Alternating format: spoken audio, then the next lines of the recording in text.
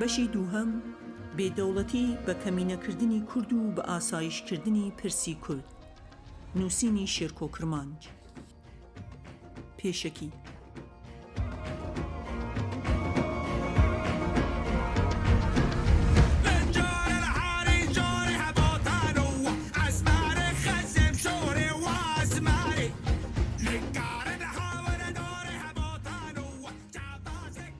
پەیماننامەی لۆزان نەک هەر ڕێگر بوو لە پێش دامەزراندنی ناوچە ئۆتۆنۆمەکە لە بەشێکی باکووری کوردستان و دەوڵەتە چاوەڕوان کراوەکە لەو بەشەی باکوور و باشووری کوردستان، بەڵکو دابەشکردنی کوردستانی ژێر قەڵەمڕەوی عوسمانی بەسەر سێ دەوڵەتە تازە دامەزراوەکەی عێراق و تورکیا و سووریای بە فەرمی کرد و پێچەوانەی گەلانی دیکەی ناوچەکە گەلی کوردی لە مافی بەدەوڵەت بوون بێبەش کرد. کوردەکانی ڕۆژهەڵاتی کوردستان کە لە دوای شەڕی چاڵدەران لە ململانیەکانی نێوان سەفەویەکان و عوسمانیەکاندا ناوچەکانیان لە 1514دا خرابوویە سەر قەڵەمڕەوی سەفەویەکان و کوردانی بەشەکانی دیکە بە هاتنی قاجارەکان و دامەزراندنی دەوڵەتی نوێی ئێران لە 1921 لە مافی بەدەوڵەت بوون بێبەشکران. لە غیابی دەوڵەت گەلی کورد لە هەر چوار پارچەکەی کوردستان مافی سربەخۆیی و سەروەریشی لێ زەوتکرا.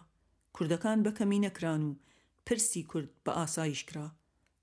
ئەمەش کروکی پرسی کورد لە ڕۆژهەڵاتی ناوین پێک دێنێت. دیارە ئەوە بۆ مانایە نییە کە پرسی کورد لە دوای سیڤەر سەر هەڵدەدا، بەڵکو بەو مانایەیە کە فەزای سیاسی بۆ بوونی کورد و کار و چالاکی کوردەکان لە سەردەمی ئیمپراتوریەتی عوسمانی و دەسەڵاتی قاجارەکان ئاواڵەتر بوو بە بەراورد بۆ چوار دەوڵەتەی کە کوردستانی بەسەردا دابەشکرا.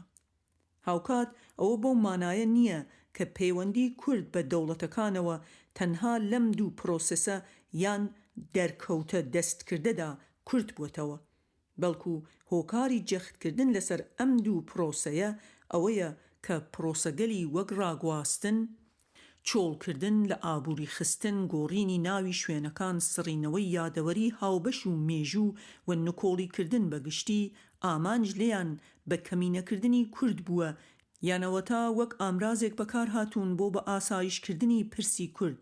بۆ نمونە لە ئابووری خستن پرۆسەیەکە بۆ بنکۆڵکردنی پێگەی کورد، واتە بە کەمینەکردنی کورد. هاوکات ڕاگواستن بەشێکە یان ئاکامێکە لە پرۆسەی بە ئاسایشکردنی پرسی کورد. ئەمانە لە بڕگەکانی دواتر چاکتر ڕوون دەکرێنەوە. لەم بەشەدا باس لە پرۆسەی بە کەمینەکردنی کورد و بە ئاسایشکردنی پرسی کورد لە دوای سیڤەر لە تورکیا و ئێران و عێراق و سووریا دەکەین و ئامراز و مەکانیزمەکانی پرۆسە گەلێکی لەم چەشنە بە کورتیش بێت دەخەینە ڕوو. سەرەتا بە پرۆسەی بە کەمینەکردنی کورد دەست پێ دەکەین. بە کەمینەکردن بۆ تێگەیشتن لە دۆخی کەمینەبوون و بە کەمینەکردنی کورد لە عێراق و ئێران و تورکیا و سووریا ئاوردانەوەیەک لە چەمکەکانی کەمینە و بە کەمینەکردن بایەخی تایبەتی هەیە، هەم بۆ تێگەیشتن لە چەمکەکان هەم بۆ بەکارهێنانی وەک چوارچێوەیەکی تئۆری و دیدگایەک بۆ شرۆڤەکردنی پرسەکە و پرۆسەکە و لێکەوتەکانی. کەمینە واتە ماینۆریتی، چەمکێکە کە زیاتر بۆ وەسبکردنی ئەو گروپە نەتەوەیی یان ئاینیانە بەکاردێت کە لە نێو یان لەگەڵ گروپێکی دیکەی نەتەوەیی یان ئاینیدا دەژین کە ژمارەیان لە گروپەکەی دیکە کەمترە، واتە ژمارە و قەبارە و ڕێژە پێوەری کەمینە بوونە. بۆ نمونە سوننەکان لە عێراق، عەلەویەکان لە سووریا، ئازەریەکان لە ئێران یان کورد لە سووریا. بەڵام بە کەمینەکردن واتە ماینۆرتایزد چەمکێکە کە بنەما لەسەر قەبارە و ڕێژە و ژمارەی دانیشتوانی کەسانی یان پەیڕەوانی گروپەکە دانانێت، بەڵکو بنەمای تێگەیشتنەکانی لەسەر پێگەی سیاسی، ئابووری، کۆمەڵایەتی، زمانی، سایکۆلۆجی و شوناسی گروپەکە دادەنێت لە یەکە سیاسیەکاندا. بۆ نمونە دەوڵەت. بەگشتی چەمکی کەمینە وەک پێویست و بە چاوێکی ڕەخنەگرانە لە ئەدەبیاتی کوردیدا تەماشا نەکراوە و وەک پرۆسەی بە کەمینەکردن هەڵ نەسەنگێنراوە، بەڵکو زیاتر وەک ژمارە و قەبارەی دمۆگرافی بینراوە و خوێنراوەتەوە. وەک ئاماژەی پێکرا کەمینەبوون پێش هەموو شتێک مانای کەمینەی ژمارەیی نییە، چونکە کەمینەبوون پێش ژمارە و قەبارە بە کەمینەکردنە لە یەکە سیاسیەکاندا وەک پرۆسەی دروستکردنی دەوڵەت نەتەوە لەلایەن نەتەوە یان گروپی باڵادەست. وەک چۆن بە کەمینە بوون پەیوەندی بە ژمارەوە نییە، باڵادەستی گروپەکانیش پەیوەندی بە ژمارە و قەبارە و ڕێژەوە نییە. نەتەوەی گروپی باڵادەست مەرج نییە بە ژمارە زۆری نەبن. بۆ نمونە باڵادەستی عەرەبە سوننەکان لە 1921 تا 2003 لە کەیسی عێراق و باڵادەستی فارسەکان لە 1925 تا ئێستا لە ئێران. هەم عەرەبە سوننەکانی عێراق هەم فارسەکان لە ئێران هیچ کاتێک بە ژمارە و قەبارە و ڕێژە زۆرینە نەبوون لە وڵاتەکانیاندا. ئێمە هاوڕای پسپۆڕانی بواری کەمینەکان لە دیدێکی واقعیانە و لۆجیکانەوە بە کەمینەکردن وەک ئەوە دەبینین کە گروپێک پێگەی نەتەوەیی ئاینی، سیاسی، زمانی، کۆمەڵایەتی، ئابووری، کەلتوری، یاسایی و سایکۆلۆجی کەمتر و لاواستر و بێهێزتر بێت لە گروپەکانی دیکە. بەڕادەیەک ئەگەر هەر لەو پێگەیە بمێنێتەوە ئەگەری توانەوە و لە ناوچوونی یەکجارەکی دێتە گۆڕێ. بۆ دەرکردن و تێگەیشتن لە بەکەمینەکردن دەبێت لە پەیوەندیەکانی هێز واتە پاور بگەین. هێز هێندە پەیوەندی بە بۆنیاد واتە ستراکچرەوە هەیە، هێندە پەیوەندی بە ژمارەوە نییە. ژمارەی ئەو ئینگلیزانەی کە هندستانێکی سەدان ملیۆنیان لە سەدەی 20 کۆنترۆل کردبوو و بەڕێوە دەبرد لە چەند هەزارێک تێپەڕی نەدەکرد. لەوێدا ئینگلیز باڵادەست و هێندیەکان بە کەمینەکراو بوون.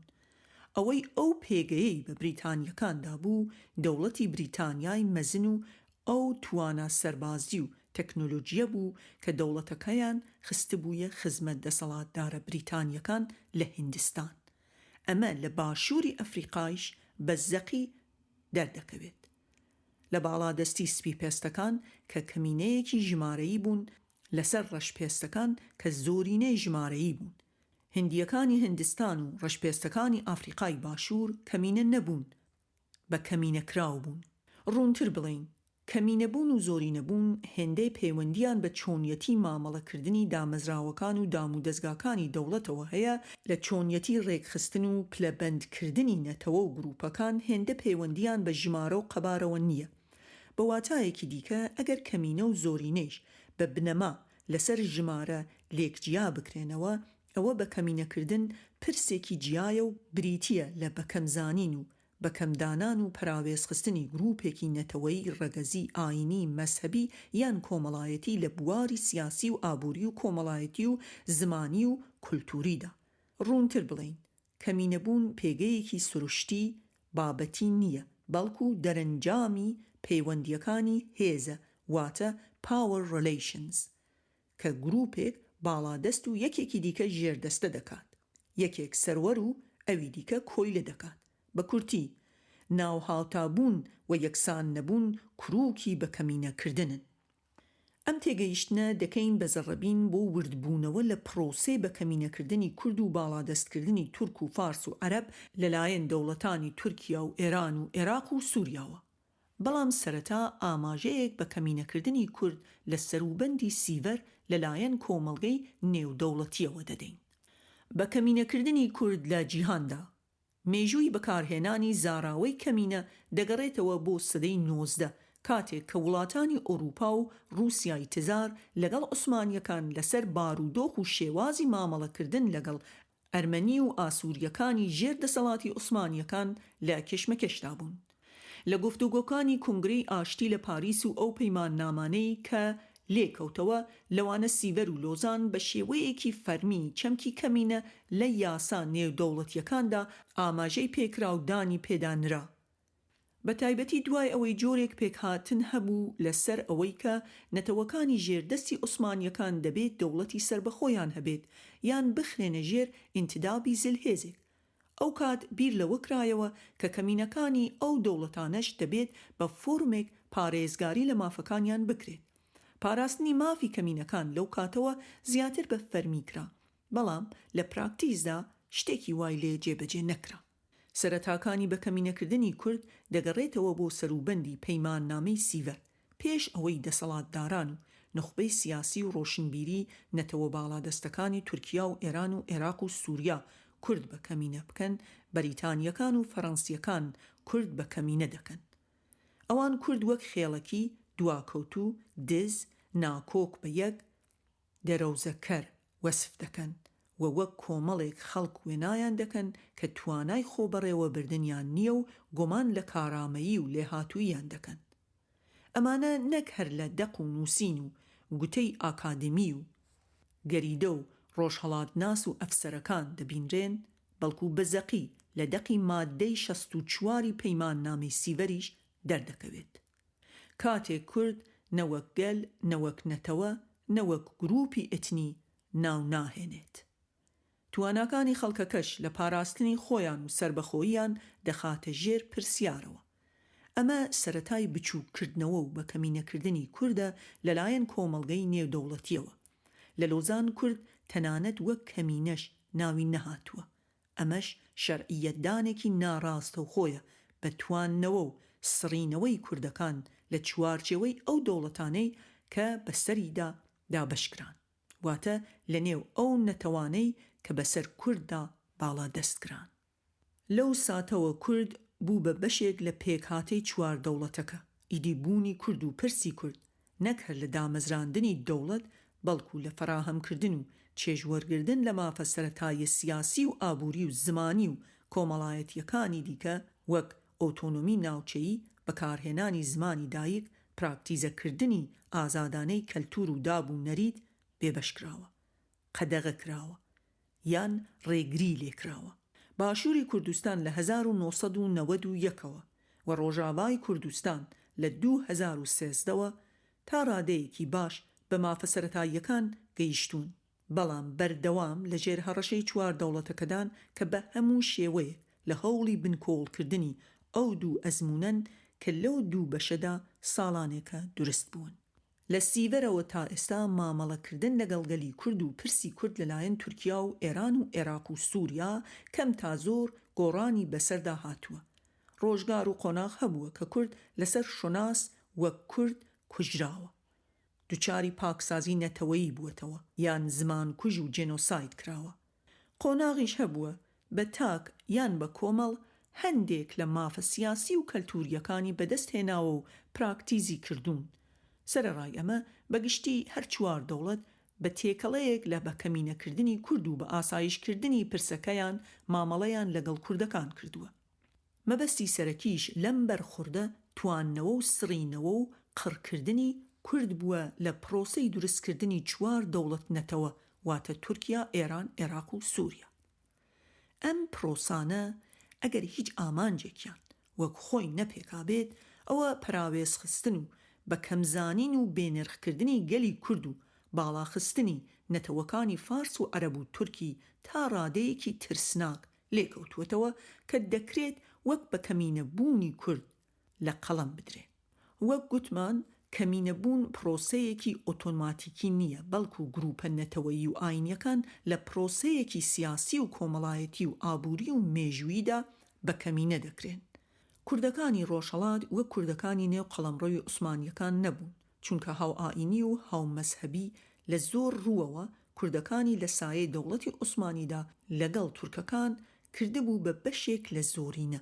بەمەش کوردەکانی دەوڵەتی عوسمانی تا کۆتایی شەڕی یەکەمی جیهانی ئەگەر بەشێک لە زۆرینە و گروپی باڵادەست واتە موسڵمانە سوننەکان نەبوو بن، ئەوە کەمینەش نەبوون، چاکترە بڵین بە کەمینە نەکرابوون. بە پێچەوانەی دۆخی کوردە عوسمانیەکان، کوردەکان لە ئێران هەر لەگەڵ تەبەنیکردنی مەزهەبی شیعە لە 1501ەوە لەلایەن سەفەویەکانەوە بە کەمینەکراون. لە چەند بڕگەی داهاتوودا تاوتوێ بە کەمینەکردنی کورد لە هەر چوار دەوڵەتەکە دەکەین. بە کەمینەکردنی کورد لە تورکیا لە ڕۆژگاری شەڕی ڕزگاری تورکیا لە 1990 تا 1923 بۆ فریودانی کورد، مستەفا کەمال کوردەکانی وەک برای موسڵمان، هاوڕەگەزی تورک و هاوچارە نووس ناو دەبرد. بەڵام پاش ڕزگارکردنی تورکیا، تەنانەت پێش ئیمزاکردنی پەیمان نامەی لۆزان، مستەفا کەمال بە تەواوی لەو هاوچارە نووسیە پەشیمان دەبێتەوە و کورد وەک میوان لەسەر خاکی تورکان لە قەڵەم دەدات. دوای چەند ساڵێکیش کوردبوون لە لای مستەفا کەمال دەبێتە تێگەیشتنی کۆمەڵێک بێمێشکی دواکەوتوو کە بە فیتی بێگانە هەڵدەپەڕن. ئیدی وەک هاوڕێیەکانی و جێگرەوەکانی دوای خۆی پێداگریان لەسەر دەکرد کورد هیچ مافێکیان نییە بێجگە لە ملکەجی بۆ خاوەن ماڵ کە تورکە. لەو کاتەوە ڕۆژ بە ڕۆژ و ساڵ بە ساڵ بە کەمینەکردنی سیستماتیکانەی کورد قوڵتر دەبێتەوە بە ئاستێک کە تورک وەک ماستەر و کورد وەک کۆیلەیەکی داماڵراو لە شۆناسی نەتەوەیی قبول دەکرێت. لە ڕاستیدا تورکیا کوردیان تەنانەت وەک کەمینەی ژمارەیش بە فەرمی قبول نەبووە تا ئێستا. کەمینە لە فەرهەنگی تورکیا کە دەکرێت بڵین لە پەیماننامەی لۆزان بۆیان مابووەوە وەک کەمینەی ئاینی پێناسە دەکرا نەک نەتەوەیی. بەمەش کورد لە مافی کەمینە بوونیش بێبەش بوو. ئەوە هەمان تێگەیشتنە کە دەوڵەتی ئینتدابی فەرەنسی لە سووریا لە بەرانبەر کوردەکانی ئەوێ هەیبوو. کورد لەوێ لەگەڵ زۆرینەی موسڵمانان واتە عەرەب هەژمار دەکرا. لە سەرەتای سیەکانی سەدەی ڕابردووەوە تا ئەمڕۆ هەموو ڕۆژێ لەگەڵ گزنگی بەیاندا مناڵانی کورد هەست و نەستی کوردبوونیان بریندار دەکرێت کاتێک بەخۆشی یان بە ناخۆشی بێت بە درشمی من تورکم واتە کورد نیم گۆش دەکرێن. لە 2013 وەک بەشێک لە پرۆسەی کرانەوە و ئاشتی بڕیارێکی زارەکی بۆ لادانی ئەم شیعارە دەدرێت، بەڵام لە ئەرزی واقع شتێکی وای لێ جێبەجێ ناکرێت. لە پاڵ ئەمە نەک هەر خوێندکاران بەڵکو تەواوی کوردانی تورکیا ڕۆژانە چاو بۆ هەر لایەک بگێڕن بە شیعاری خۆشحاڵ ئەو کەسەیە دەڵێ تورکم واتە نەک کوردم، لە ناخدا ئازار دەدرێن. کورد لە تورکیا نەک زاتی بریندار کراوە و ناخی ئەزیەت دراوە و بە کەمینە کراوە، بەڵکو تا 1991 بوونی قبول نەکراو بوو. ڕەچەڵەک و مێژووی شێوێنرا بوو، نەژادی کرابوو بە توورانی و وەک تورکی چیایی ناو دەبرا. کوردەکان تورکی ڕەسەنن بەس شوناس و زمانەکەیان لە بیر چوەتەوە. ئەمە تەنیا پرۆپاگاندایەکی ئایدیۆلۆجی ناسیۆنالیستە تورکەکان نەبوو، بەڵکو دامەزراوە فەرمیەکانی دەوڵەت لەوانە دادگا و دادوەری بە فەرمی پشتیوانیان لەو تێگەیشتنە دەکرد. کورد وەک جاهیل، نامەدەنی، ئایندار و دواکەوتوو وێنا دەکرا، بۆیە لە دیدی دەوڵەت دەبێت بکرێت بە تورکێکی مۆدێرن و سیکولار و شارستانی. بۆ ئەم مەبەستە گاڵتە بە زمانی کوردی دەکرا و دەگوترا زمانێکی ڕەسەن نییە و لە چەند وشەیەک پێکاتووە و زۆربەی وشەکانی تورکیە و هەندێکیشی عەرەبی یان فارسیە. کوردەکان نە مێژوویان هەیە نە کەلتور نە نەریت. لە دوای هاتنە سەر حوکمی پارتی داد و گەشەپێدان واتە ئاکەپە لە 2001دا قسەکردن لەسەر ئەوەی داخۆ زاراوەی تورکیایی واتە تورکیش یان تورک کامیان لە خۆگرترن، چونکە دووەمیان دیارە کە دەربڕی ڕەگەزی و ئەتنیە، کەچی لە 2017 کە هەندێک دەستکاری لە دەستورکرا بە ناوی چاکسازی و گۆڕینی سیستەمی حکومڕانی لە پەرلەمانی بۆ سەرۆکایەتی زاراوەی تورک وەک خۆی هێڵدرایەوە. بەمەش دەستورەکەی سەدەی 20 ئەوەی سەدەی 21 وەک یەک بێ پێچ و پەنا دەڵێت منداڵی باوکێکی تورکیایی یان دایکێکی تورکیایی تورکە، واتە هەموو منداڵێکی کورد کە هاوڵاتی تورکیان لە ڕۆژی لەدایک بوونیان دەبن بە تورک، نەک لە ڕووی یاسایی، چونکە ناسنامە داکیومنتێکی یاساییە و دەبێت دوای لەدایک بوون داوا بکرێت و ڕەزامەندی لەسەر بدرێت، بەڵام وەک ڕەگەز و نەتەوە بە شێوەیەکی ئۆتۆماتیکیانە دەکرێت بە تورک. هەر لەو دەستورە و لەسەر هەمان بنەما تەنیا تورک نەک هاوڵاتی تورکیایی مافی ئەوەی هەیە کە ببێت بە ئەندام پەرلەمان.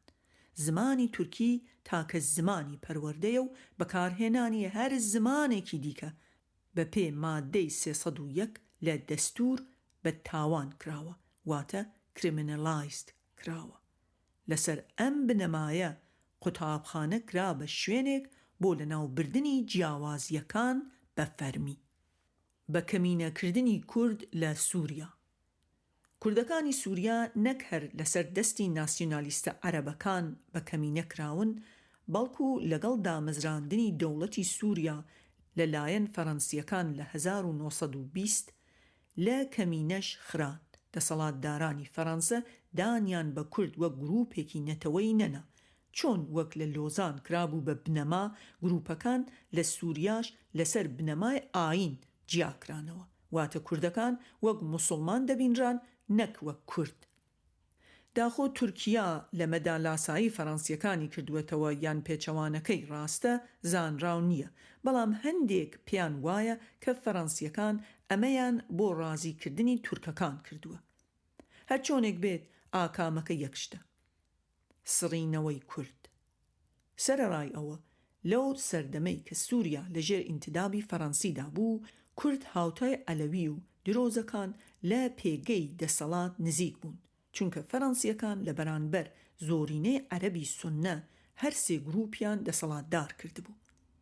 ئەم پێگەیەی کورد لە سووریا پێش دەرچوونی فەڕەنسیەکان لە سووریا بەرەو لاوازی دەڕۆیشت و لەگەڵ دەرچوونیان کۆتایی پێهات. دوای هاتنە سەر حکمی ناسیۆنالیستە عەرەبەکان بە تایبەتی بەعسیەکان، کوردانی سووریا دەبن بە کوردە لەبیرکراوەکان، واتە لەو کاتەی کوردەکان لەلایەن سووریەکان بە کەمینە دەکران، لەلایەن کۆمەڵگەی نێودەوڵەتیش تەنانەت کوردەکانی بەشەکانی دیکەی کوردستانیش پشتگوێ خرابوون. کورد وەک بێگانە میوان و تۆمار نەکراو ناسێنراون، بەشێکی زۆریان ناسنامەی سووریان پێ ڕەوان نەبینراوە و تا ئێستا سەرگەردان وەک نیشتەجێیەکی بێدەوڵەت واتە ستەیتلس مامەڵەیان لەگەڵدا دەکرێت.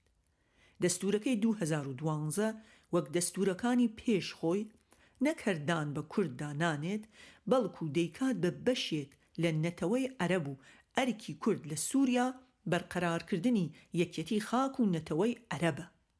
عەرەب بوون کە ناڕاستەوخۆ دەکاتە ڕەتکردنەوەی کورد بوون، هەر لە ناوی دەوڵەتەکە کۆماری سووریای عەرەبی دەردەکەوێت.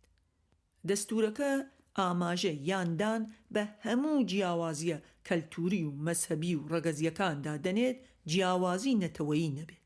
ئەمەش ڕەتکردنەوەیەکی زەقی کورد و کوردبوونە کە نەک بە کەمینەکردنی کوردی لێ دەکەوێتەوە، بەڵکو سڕینەوەشی دێنێتە گۆڕێ. لە دوای سەرکوتکردنی ڕاپەڕینەکەی شێخ سەئیدی پیران لە 1925 بەشێک لە سەرکردەکانی ڕاپەڕینەکە لەگەڵ بەشداران بە خێزانەکانیانەوە چوونە سووریا. ئەمانە و هەزاران کوردی دیکەی سووریا بە پاساوی تورکیایی بوون تا سەرەتای سەدەی 21 وەک هاوڵاتی قبول نەکران. ئەمەش وای کرد کە لە هەموو مافێکی هاوڵاتی بوون بێبەش بکرێن. بێناسنامەکردنی کوردانی سووریا دەکرێت گەورەترین بەکەمینەکردنی سیستەماتیکانەی کوردانی سووریا بێت، چونکە ئەوانی لە مافی خوێندن کارکردن و کەڵکوەرگرتن لە بەرنامە و پرۆگرامەکانی دەوڵەت بە تەواوی ڕێگر کردووە.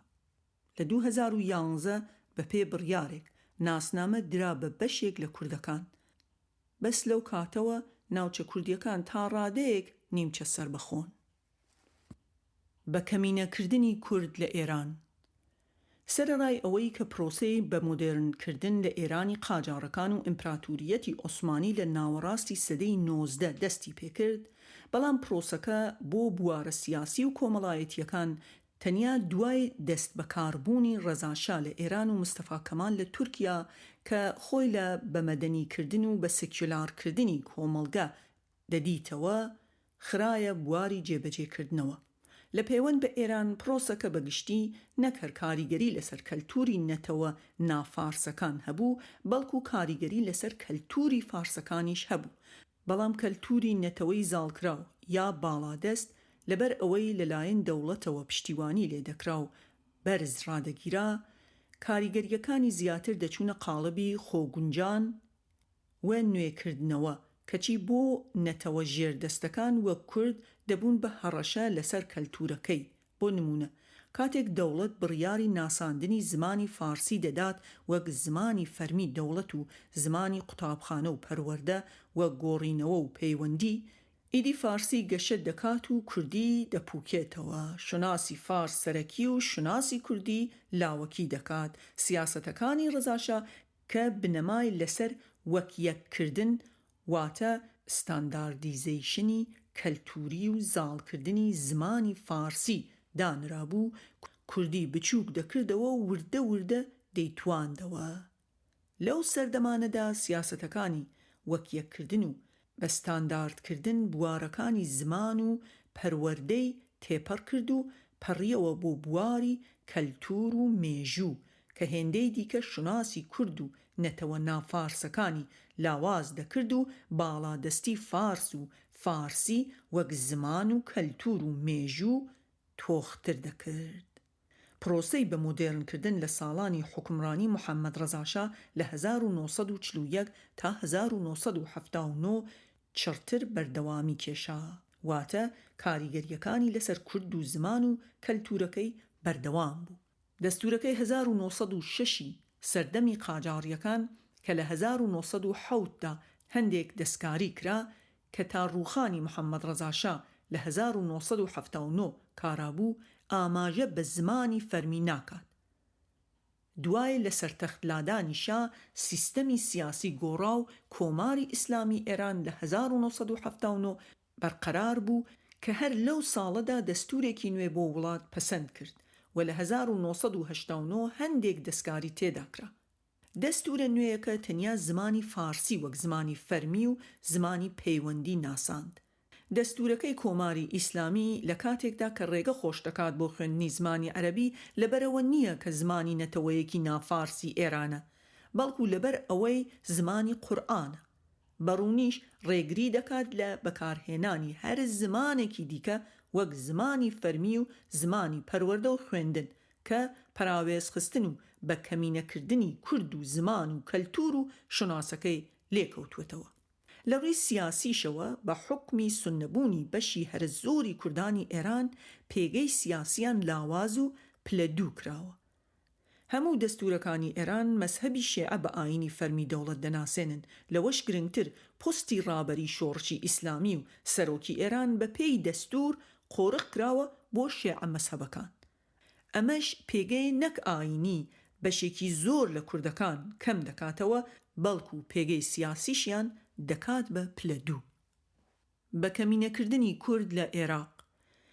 بارودۆخی کوردەکانی عێراق زیاتر لەوانەی ئێران دەچوو نەک کوردەکانی تورکیا و سووریا. کوردەکان لە عێراق نەک هەردان بە بوونیان نەرابوو وەک کوردەکانی ئێران، بەڵکو هەر لە سەرەتای لکاندنی باشووری کوردستان واتە ویلایەتی مووسڵ بە دەوڵەتە تازە دامەزراوەکەی عێراق کۆمەڵێک مافی کەلتوری و زمانیان بۆ فراهەم کرابوو. پێگەی سیاسیشیان لە سەردەمی پاشایەتی 1921 بۆ 1958 ئەگەرچی هاوتای عەرەبە سوننەکان نەبوو، بەڵام لە پێگەی عەرەبە شیعەکان کە زۆرینەی دانیشتوانیان پێکدەهێنا گەر بەرزتر نەبوو بێت ئەوە نزمتر نەبوو. زمانی کوردی وەک زمانی فەرمی دەوڵەت نەناسرا بوو، بەڵام لە زۆر شوێن منداڵان بە زمانی کوردی دەیان خوێند و هەندێک گۆڤار و ڕۆژنامەی کوردیش ڕێگە پێدراو بوون. ئەوەش بەو مانایە نییە کە کورد لە سەردەمی پاشایەتیدا بە کەمینە نەکرابوون. یەکەمین دەستوری عێراق لە 1925 هیچ ئاماژەیەک بە کورد و مافەکانی ناکات. بریتانیەکان و عەرەبە عێراقیەکان بە ئاشکرا دەیانگوت کە کوردستان ناتوانێت لە ڕووی ئابووری و بەرگریەوە خۆی بەڕێوە ببات لەبەرەوەی نەفامن. سەرەڕای ئەمە لە سەردەمی پاشایەتیدا دژایەتی کردنی حکمی پاشایەتی کە وەک دەستکەلای ئیمپریالیزمی بریتانیا دەبینرا ڕێ خۆشکەر بوو بۆ هاوکاری و هەماهەنگی لە نێوان پێکهاتەکانی عێراقدا. ئەمەش پێگەی کوردی تا ڕادەیەک یەکسان ڕاگرت بوو. لەگەڵ ڕووخانی حکمی پاشایەتی و نەمانی بەریتانیەکان و هاتنە سەر حکمی عەبدولکەریم قاسم لە 1958 دانان بە کورد وەک شەریکی عەرەب بە پێی دەستور هەستی ئەوەی لای کوردەکان دروست کردبوو کە چی دیکە ئەوان کەمینە نین، بەڵکو گروپێکی نەتەوەین. بەڵام لەبەر ئەوەی ئەو مادە دەستوریە لە واقع کەمی لێ جێبەجێکرا، ململانێ نەتەوەییەکان زەقتر دەرکەوتن و پێگەی کورد ڕۆژ بە ڕۆژ لاوازتر دەبوو، بە تایبەتی دوای ئەوەی کە کوردەکان هەستیان کرد حکوومەت خۆی لە ناوهێنانی کوردستان دەدزێتەوە و کێشەش لەسەر خاک و سنووری کوردستان دروست دەکرێت. هاوکاتیش ناسیۆنالیستە عەرەبەکان لە هەڵمەتێکدا گومانیان دەخستە سەر بنەچەی کورد و بەشێک لە کوردیان بە عەرەب دادەنا. ئیدی ململانێ و شەڕ و پێکدادان دەستی پێکرد کە تا ئێستا کەم تا زۆر بەردەوامە. دوای ئەوەی عەرەبە ناسیۆنالیستەکان قاسمیان لەسەر حکم لادا، بە حکمی ئەوەش کە وەک عەرەبە ناسیۆنالیستەکانی سووریا کوردیان وەک هەڕەشە یان کۆسپ لە پێش پرۆژەی یەکیەتی عەرەبی دەبینی، ئیدی سیاسەتی تەعریب و ڕاگواستن و چۆڵکردن بە چڕی لە 1963 دەست پێ دەکات. ئەو دەستورێک کە دانی بە شەراکەتی کورد و عەرەب لە عێراق هێنا بوو پەک دەخرێت و مادەکەی لە دەستوری نوێ وەلادەنرێت. هێماکانی دانان بە کورد لەسەر ئاڵا و لۆگۆی دەوڵەت کە قاسم داینابوون دەسڕێتەوە. لە سەردەمی کۆماریدا ئەوەی لە هەموو شتێک زیاتر کوردی بە کەمینە دەکرد، دانانی عێراق و گەلەکەی بوو وەک بەشێک لە ئوممەی عەرەبی کە دەستورەکانی 1958 تا 1963، 1964 تا 1968 و 1968 تا 2003 جەختیان لەسەر دەکرد. بۆ کوردەکانی عێراق و سووریا ئەمە نەک هەردان پیانە نانە بە کوردستان، بەڵکو سڕینەوەی شوناسی کورد و کوردستانە. لەگەڵ هاتنی بەعسیەکان بۆ سەر حکم لە 1968 بێجگە لە تەعریب بە سەددامکردن وەک هێمای عێراقی بوون و عەرەب بوون و بە سوننەکردنی شوناس و دامەزراوە و دام و دەستگاکانی عێراق هێندەی دیکە کوردیان پەراوێز خست. سەرەڕای ئەمە دەوڵەت بە فەرمی بە پێی دەستور دانی بەنەتەوەی کورد نابوو. خوێندنیش لە زۆربەی ناوچە کوردنشینەکان ڕێگەی پێدرا بوو، بەڵام لە 1975 قەتیسکرا بۆ ناوچەی ئۆتۆنۆمی کە تەنیا 60% ناوچە کوردنشینەکانی ناو سنووری عێراق دەگرێتەوە. هاوکات تەعریبکردن و ڕاگواستن و چۆڵکردنی دێهاتەکانی کوردستان بە تایبەتی ناوچە سنووریەکان و دەوڵەمەند بەنەوتەکان بە چڕی دەستی پێکردەوە و بەردەوام بوو تا ڕووخانی حکوومەتی بەعس لە 2003. بەعس وەک حزبێکی تۆتالیتاری لە تەماحی ڕەشکردنەوەی هەموو جیاوازیەکان و ڕەنگەکانی دیکە بوو لە نێو کۆمەڵگەی عێراقی. لە دیدی بەعس کورد یەکێک بوو لەو جیاوازیانەی کە دەبێت بسڕێتەوە. بە ڕووخانی بەعس قۆناغێکی نوێ لە ژیانی کوردانی عێراق دەست پێ دەکات کە سەرەتاکانی دەگەڕێتەوە بۆ دەرپەڕاندنی سوپای عێراق لە کووەیت و ڕاپەڕینی کوردەکان لە بەهاری 1991. لەو کاتەوە کوردەکانی ناو سنووری هەرێمی کوردستان کە لە 2005دا بە پێی دەستوری عێراق بە فەرمی ناسێنرا سربەخۆیی و سەروەری لێ دەرچێت دە زۆر بوار و ڕووەوە ئۆتۆنۆم و فەرمان بەدەستن. ئەمەش تا ڕادەیەکی زۆر لە بەکەمینەبوون و بەکەمینەکرانی پاراستون. سەرەڕای ئەمە تەعریب و ڕاگواستنی کوردەکان لە ناوچەکانی دەرەوەی هەرێمی کوردستان بە تایبەتی لە دوای شکستی پرۆسەی ڕفراندۆم لە 2017دا بە چڕی بەردەوامە، بەڕادەیە کە کوردەکانی ئەو ناوچانە زەلیل و پەراوێز خراون. ئامرازە هاوبەشەکانی بەکەمینەکردنی کورد لە کوردستان بەگشتی لە هەر چوار وڵات، تورکیا و ئێران و عێراق و سووریا، لە سەرژمێریەکاندا بەڕاستەوخۆ یان ناڕاستەوخۆ لە دیاریکردنی نەتەوەدا خۆیان دەپارێزن. لە 1965ەوە لە تورکیا پرسیاری نەتەوە دەکرێت، بەڵام زانیاریەکان بۆ دەستگا ئەمنیەکان نەبێت بڵاو ناکرێنەوە. ئەمەش بوونی کورد لە تورکیا لە بەکەمینەکردنەوە دەگوازێتەوە یان دەگۆڕێت بۆ بە ئاسایشکردنی پرسی کورد. هاوشێوەی تورکیا لە عێراق سەرژمێریەکان بەکارهێنراون بۆ کەمکردنەوەی ژمارەی کوردەکان. فۆرمەکانی سەرژمێری لە جیاتی دەستەی ئامار دەبردران بۆ بەڕێوەبرایەتی ئەمن. بە پێی دەستوری 2005 دەبوایە سەرژمێریەکی نوێ لە عێراق ئەنجام بدرێ، بەشێکی بۆ دیاریکردنی چارەنووسی ناوچە کێشە لەسەرەکان لە نێوان حکوومەتی عێراق و حکوومەتی هەرێمی کوردستان. حکوومەتی عێراق ترسی ئەوەی هەیە کە سەرژمێریەکە زۆرینەی کورد لە ناوچە کێشە لەسەرەکان بسەلمێنێت، بۆیە بەردەوام خۆیان لە ئەنجامدانی دزیوەتەوە. هاوکات پرۆسەی تەعریب و ڕاگواستن بە شێوە و ڕادەی جیاواز لە ڕابردوو لەو ناوچانەدا دەستی پێکردوێتەوە، بە تایبەتی دوای شکستی 16 ئۆکتۆبر لە دوای پرۆسەی ڕفراندۆم لە 2017دا. لە سووریا تا دامەزراندنی هەرێمێکی نیمچە سربەخۆ لە باکوور و ڕۆژهەڵاتی وڵاتەکە لە 2013 کورد میوان و بێگانە بوو.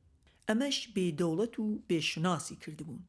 ژمارە و قەبارەی کورد هیچ حیسابێکی بۆ نەدەکرا.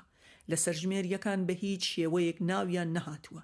لە پەیوەند بە ئێران لە دوو ڕووەوە شوناسی کوردی لە سەرژمێریەکان پشتگوێخراوە. یەکەم شوناسی نەتەوەیی کە هیچ جێگەی بۆ نەکراوەتەوە، دووهەم شوناسی مەزهەبی سونی کوردەکان لە سەرژمێریەکان خانەیەک تەرخان کراوە بۆ ئاین، بەڵام ناکرێت ئاماژە بە مەزهەب بکرێت. ئەوە لە کاتێکدایە کە هەڵمەتی بە شیعەکردنی کوردە سوننەکان لە ئێران ساڵانێکە دەستی پێکردووە.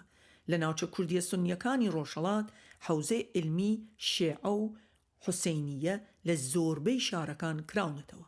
بۆیە ئاماژە نەکردن بە مەزهەب دەکرێت بۆ شاردنەوەی پرۆسەی بە شیعەکردنی کوردە سوننەکان بێت. ئەمە لە کاتێکدا دەکرێت کە بۆ زۆربەی مامەڵەکانی دیکە بۆ نمونە دەرهێنانی پاسپۆرت و کۆنکوری عمومی تەنانەت هەندێک جار بۆ پەیداکردنی کار لە دامەزراوە هەستیارەکانی دەوڵەت پرسیاری مەزهەب دەکرێت.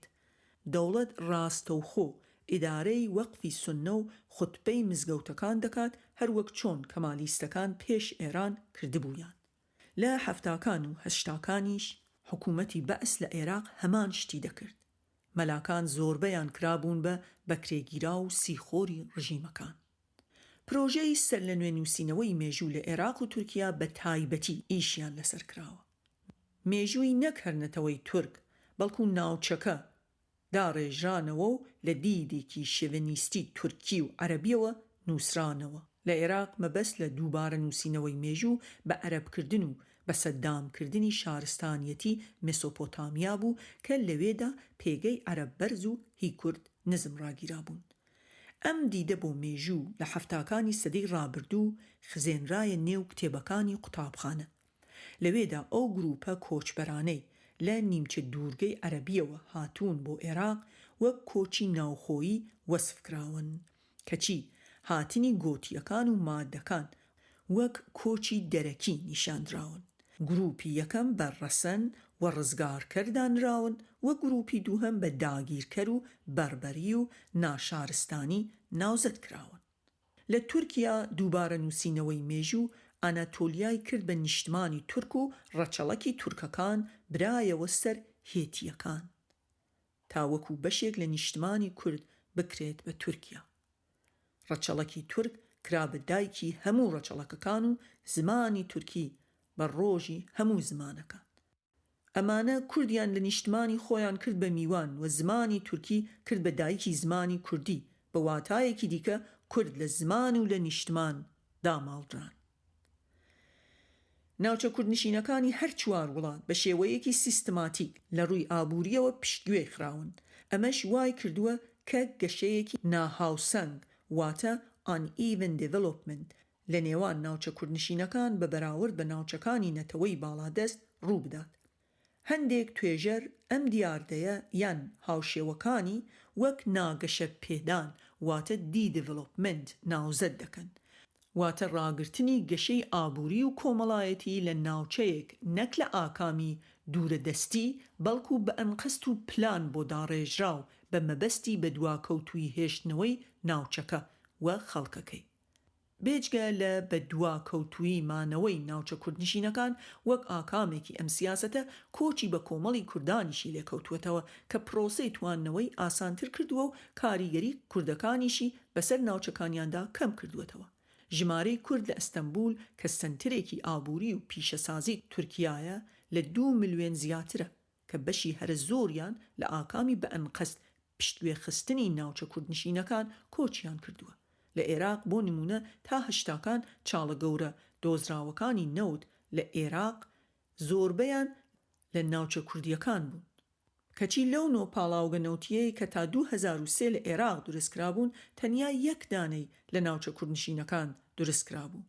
لە ڕاستیدا ئەو دانەیەش زیاتر بۆ تعریبکردنی کەرکوو و کەڵکی لێ وەردەگیرا لەلایەن حکوومەت.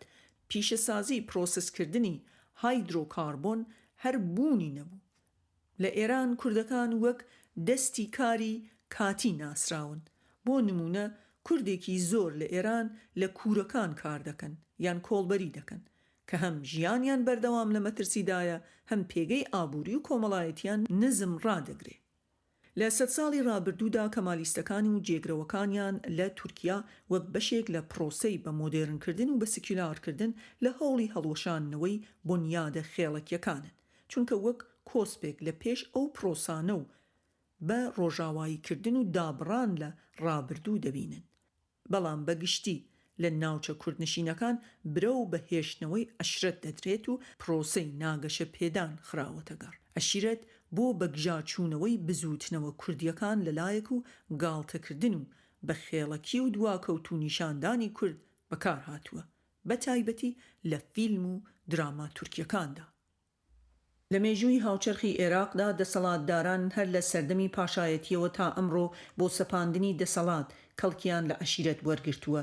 لە سەردەمی پاشایەتیدا حکوومەتی مەرکەزی دەسەڵاتی بە سەرۆک عەشیرەتەکاندا بوو، نەک هەر لە ڕێگای تەرخانکردن و بەخشینی کورسی پەرلەمان، بەڵکو لە ڕووی ئابووریشەوە.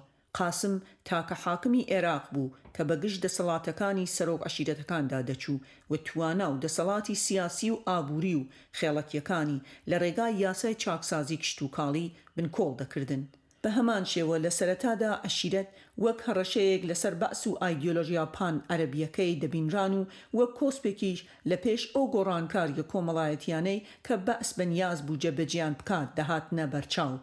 سەرەڕای ئەمە بەعسیەکان ڕێگایاندا بە زۆربەی سەرۆک عەشیرەتە کوردەکان کە فەوجی چەکدار بە ناوی ئەلئەفواج الخەفیفەتەوە دابمەزرێنن بە مەبەستی ڕێگریکردن لە گەنجە هەڵاتوەکان لە پەیوەندیکردن بە بزوتنەوە کوردیەکان.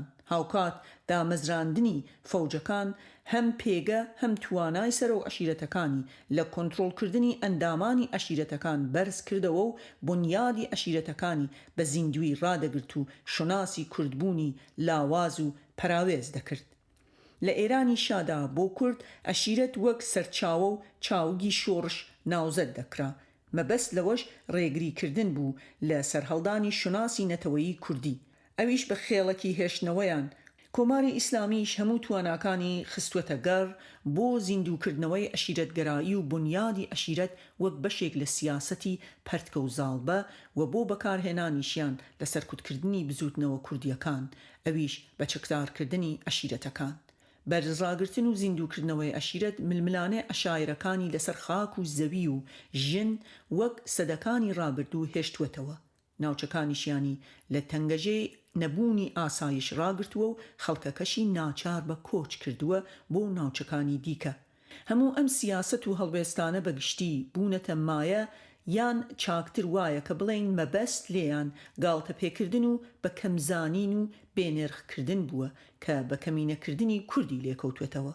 بە کورتی لە سەد ساڵی ڕابردوودا کورد لە هەر چوار دەوڵەتەکە بێنیشتمان دەکرێت، بە کۆیلە دەکرێت، کاڵفام و کێوی نیشان دەدرێت، وەک میوان تەماشا دەکرێت، بێناسنامە دەکرێت و بە فەرمی تۆمار ناکرێت، بێدەوڵەت دەکرێت، وەک بێگانە دەبینرێت، زمانی کوردی بە فەرمی ناناسێنرێت. ئەوە ئەگەر نەڵێن یاساخ دەکرێت و زمانەکانی دیکەی بەسەردا دەسەپێنرێت، وەک بەشێک لە ئوممەی عەرەبی تورکی یان فارسی دادەنرێت و لە قەڵەم دەدرێت. ئەمانە و دەیان پرۆسە و کردار و مێکانیزمی دیکە کە هەندێکیان لەم بڕگەیە خراونەتە ڕوو بە کەمینەکردنی کورد و زمان و کولتور و شوناسەکەی لێکەوتوێتەوە. لە بڕگەکانی داهاتوودا باس لە بە ئاسایشکردنی پرسی کورد دەکرێت، بەڵام دەبێت ئەوە بگوترێت کە بە کەمینەکردن و بە ئاسایشکردن دوو پرۆسەی هاوتەری بن و تەواوکەری یەکتین، نەک دوو پرۆسەی جیا لە یەک. لە ڕاستیدا هەر هەوڵێک بۆ بە کەمینەکردنی کورد بە ئاسایشکردنی پرسی کوردی لە پشتە. هەر هەوڵ و مەکانیزمێکیش بۆ بە ئاسایشکردنی پرسی کورد کەم تا زۆر بە کەمینەکردنی کوردی بەرهەمهێناوە.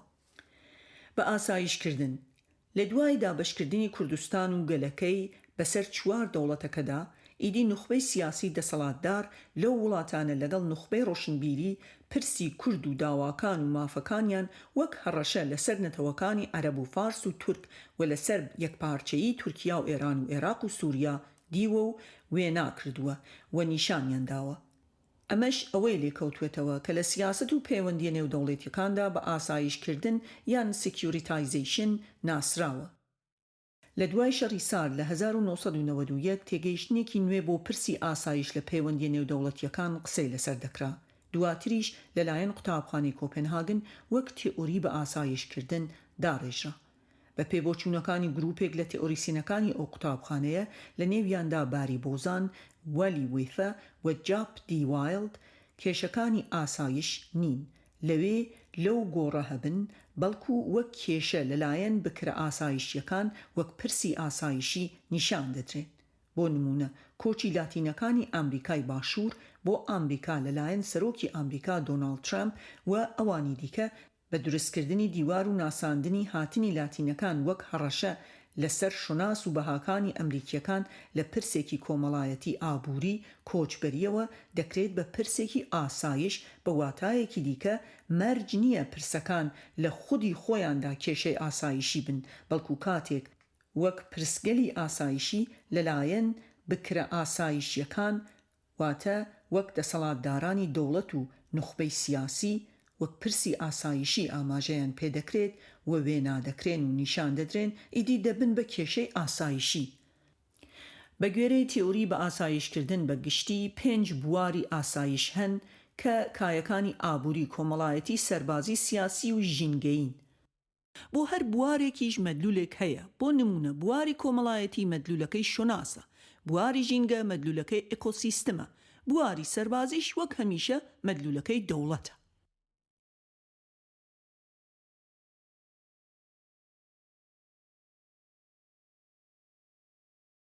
لە پاڵ بکرە ئاسایشیەکان بە ئاسایشکردن 4 توخمی دیکەی هەیە کە بەسەر یەکەوە بە ئاسایشکردنی پرسێک تەواو دەکەن. یەکەم بکەرە وەزیفەییەکان یان functional actors، ئەمانە کاریگەریان لەسەر داینامیکیەتی کایەی ئاسایش هەیە، بەڵام وەک بەکەرەکانی ئاسایش کاریگەر نین، بەڵکو ڕێخۆشکەر و کاراسانکەرن بۆ بە ئاسایشکردنی پرسێک وەک دابەشکردنی کۆمەڵگە بەسەر ئێمە و ئەوان، میدیا و ئاکادمی و توێژەر و خانەکانی بیر لە بکرە وەزیفەییەکان هەژمار دەکرێن. دووهەم وشە و قسە یان سپیچ ئاکت، ئەمانە کاتێک دەردەکەون کە دەسەڵاتداران پرسێک زەق دەکەنەوە بە مەبەستی قەناعەت پێکێنانی جەماوەر بۆ بە سیاسیکردن و بە ئاسایشکردنی پرسێک. بەپێی ئەم تئۆریە وشەکان تەنیا وەسفی ڕاستیەکان ناکەن، بەڵکو هەوڵی دروستکردنی ڕاستیەکان دەدەن تاوەکو هەشامەتە قسە بۆ کراوەکە هان بدەن و وەگەڕ بخەن. بۆ نمونە کاتێ پێشمەرگە وەک ڕێگر و گەریلا وەک تێرۆریست دەناسێنرێن، ئەمانە تەنیا وەسف نین، بەڵکو مەبەست لێیان دروستکردنی ڕاستیەکە ئەگەر ناڕاستیش بێت، کە پێشمەرگە ڕێگرە یان گەریلا تێرۆریستە بۆ ئەوەی خەڵک بە دژیان هان بدرێن. سێهەم قسە بۆ کراو یان ئۆدیەنس، ئەمانە خەڵکن، ئەندامانی کۆمەڵگە توخمێکی گرنگن لە بە ئاسایشکردنی پرسێک، چونکە تا خەڵک قەناعەت نەکات کە کێشەیەک هەڕەشەیە لەسەریان، دەسەڵات ناتوانێت کار لەسەر پرسەکە وەک پرسێکی ئاسایش بکات و ڕێوشێنی نائاسایی بگرێتە بەر، وەک بەکارهێنانی هێز و سەرباز، کوشتن و ڕاودونان. ئەگەر خەڵک باوەڕی نەهێنا ئەوە بە ئاسایشکردن شکست دێنێت. چوارەم کردار یان ئەکشن، بکەرە ئاسایشیەکان دەوڵەت یان دەسەڵات سەرەتا کێشەیەک بە ئاسایش دەکەن، دواتر هەوڵ دەدەن لە ڕێگە و لە نێو زمان و لە گوتاری فەرمیدا شەریعەتی پێ بدەن و وەک هەڕەشەیەکی بوونی یان ئەگزیستنشیال نیشانی بدەن. اینجا ڕێوشوێنەکانی هێرشکردنە سەر هەڕەشەکە بە کردار پراکتیز دەکەن و وەک گرتن، کوشتن، سڕینەوە، چۆڵکردن، ڕاگواستن تا دەگاتە کۆمەڵکوژی. مەبەست لە بە ئاسایشکردن ئەوەیە کە چۆن دەوڵەت وەک بکەرێک شەریعەت دەدات بە بەکارهێنانی هێز و توندوتیژی بۆ سەرکوتکردنی گروپێک، لایەنێک یان کەسانێک کە داوای مافەکانیان دەکەن، دەنگ هەڵدەبڕن، ڕەخنە دەگرن، بەرهەڵستێک یان ڕاپەڕینێک لە خۆ نیشان دەدەن. چەمکی ئاسایش نەک بە ئاسایشکردن سەرچاوەی لە تێگەیشتنێکی ڕیالیستەکان بۆ سیاسەت و پەیوەندی نێودەوڵەتیەکان هەڵهێنجاوە کە پێی وایە مانەوەی دەوڵەت و یەکپارچەیی خاکەکەی گرنگترین ئامانج و ئەرکی دەوڵەتە. لەم سۆنگەیە دەوڵەت ئامادەیە هەموو یاسا و ڕێساکان بشکێنێت و هی نوێ دابهێنێت بۆ پاراستنی خۆی و مانەوەی و لەناوبردنی نەیارەکانی. زۆر جار مانەوەی ئەوەی کە وەک دەوڵەت نیشان دەدرێت خودی دەوڵەت نییە بەڵکو کەسێکە دیکتاتۆرێکە. بۆ نمونە سەدام حوسێن، ئەسەد، مستەفا کەماڵ، ئایەت الله خۆمەینی، یان لایەنێکە، حیزبێکە، ویلایەتی فەقێ، پارتی داد و گەشەپێدان، حیزبی بەئس. بکرەکە دەوڵەت بێت یان نا، لە ڕێگای گوتار و پفکردنی خەڵک شەریعەت بە کارەکانی دەدات و خەڵک وەگەر دەخات و هەڵدەسوڕێنرێت. ئەوە بەو مانایەیە کە ئاسایش دۆخێکی بابەتی یان مادی نییە، بەڵکو دەکرێت بەیانێک، سپیچ ئەکت یان گوتارێک بێت کە کەسێک یان لایەنێک دەری دەبڕێت، وەک زانیاریەک یان ڕاستیەک کە نیاز و کردەیەک لە خۆ دەگرێت. بە مانایەکی دیکە ئاسایش ئەوەیە کە نخبەی سیاسی یان ڕۆشنبیری دەوڵەت وەنەتەوەی زاڵ بەیانی دەکات و دڵسۆزی گروپێک یان لایەنێک لە ناوەوە یان لە دەرەوەی وڵات دەخاتە ژێر پرسیار و دژ بە بەهاکانی دەوڵەت و نەتەوە نیشانی دەدات و وەک ڕەشەیەک لەسەر یەکێتی خاک و نەتەوە وێنای دەکات. ئیدی گروپ یان لایەنە بە ئامانجکراوەکە وەک کۆسپێک دەبینرێت لەلایەن دەوڵەت و نەتەوەی زاڵ لە پێش پرۆسێ و یەککردنی دەوڵەت نەتەوە، ئەوەیش بەتواندنەوە و سڕینەوەی گروپ یان لایەنە بە ئامانجکراوەکان. لایەنی بە ئامانجکراو زۆر جار وەک ئامراز و پیلانی دەرەکی وێنا دەکرێت، ئەمەش بۆ زیاتر ڕەواییدان بە تێگەیشتن و کردارەکانی دەوڵەت. لێرەوە پرۆسەی بە ئاسایشکردنی گروپەکە کە هاوکات بە کەمینەش کراوە دەچێتە قۆناغێکی ترسناک کە نەک تەنیا ئەندامانی گروپەکە بەڵکو جوغرافیاکەشی بە ئاسایش دەکرێت و بە ئامانج دەکرێت. هەر چوار دەوڵەتی تورکیا و ئێران و عێراق و سووریا تەواوی ئەو تۆخمانە تیئۆریەی بە ئاسایشکردنیان لەسەر کورد وەک بکەر و کردار پراکتیزە کردووە، هەر لە بەرهەمهێنانی وشە و دەق و گوتار بگرە تا دەگاتە یاسا و ڕێسا و ڕێوشوێنی جێبەجێکردنی بە گژاچوونەوەی بزوتنەوەی ڕزگاری نیشتمانی کوردستان.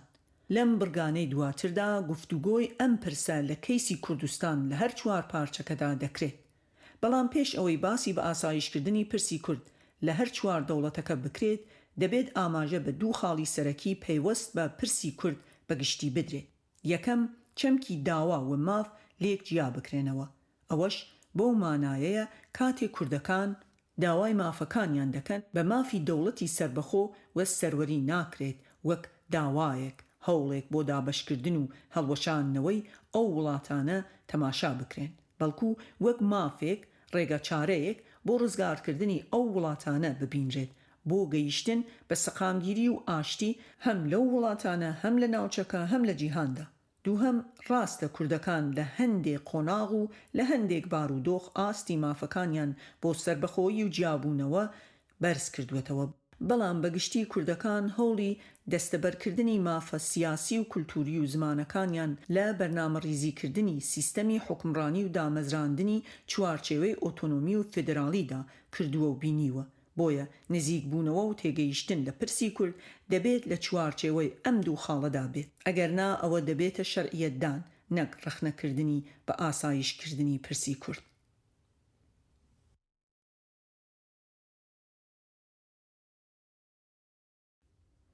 بە ئاسایشکردنی پرسی کورد، حکوومەت و نخبەی سیاسی لە تورکیا و ئێران و عێراق و سووریا لە 100 ساڵی ڕابردوودا گوتارێکیان بەرهەم هێناوە کە بوونی کورد و کوردستان وەک هەڕەشە لەسەر ئەو وڵاتانە ببینرێت. مافەکانی کورد وەک داواکانی کورد ناسێنراون، مافی سربەخۆیی وەک جودایی خوازی لە قەڵەم دەدرێت.